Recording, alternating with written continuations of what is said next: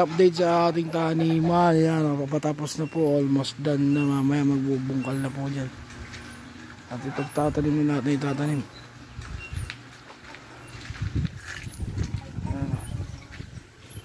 Yung likod na lang lalagyan. Mainit po kasi, mahinga muna. Mamaya hapon sarap bungkalin yan. Ayan. Bubungkalin na mamaya hapon yan kasi tatanim na. Tatanim na yan.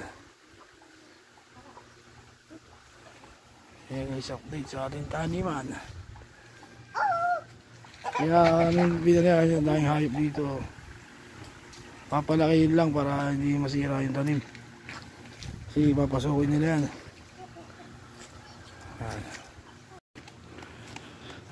Ayan, ito na po yung update ng ating taniman.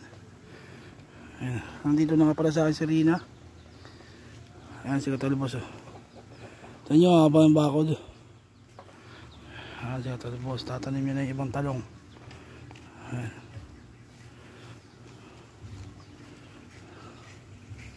Haba yan. Ano nak? Hindi ka pamili sabon? Ayan, tatanim na po niya yung mga talong ngayon sa likod niyo. Tuloy na binabakuran. Dito sabi ko. Ayan. So yun mga katalbog, update namin guys sa aming mga taniman. Yung tinatanim yung katalbog sa amin dito. Update namin ito.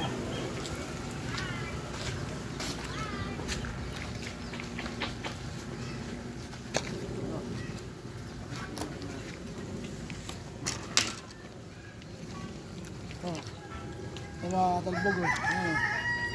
Ito mo. Ito yung mga tanim nila. Yan dun. Ayan. Ito sila. Ito sila. Ito sila. Ito tali ah. Ito sila.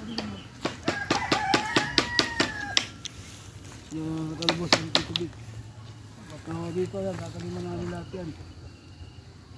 Hindi makapasok yung mga manok sa kabili dito. So ayan pa lang isang layer. Ano isang layer? Isang layer pa lang yan na taniman. Update namin sa inyo. Ayun pa yung mga ibang talong namin yan. Pakita mo yun dun yung mga talong na talbos. Saan? Ayun o. Ang haba ng bunga. Ayan. Malaki na. Malaki na yung mga talong dun. Ito bago pa lang. Talong, kamatis, sili, okra. Mga tatanim dyan. Sa mga bakod nyo, tatanim mo lang yung mga gumagapang sa labas. Double purpose yung bakod.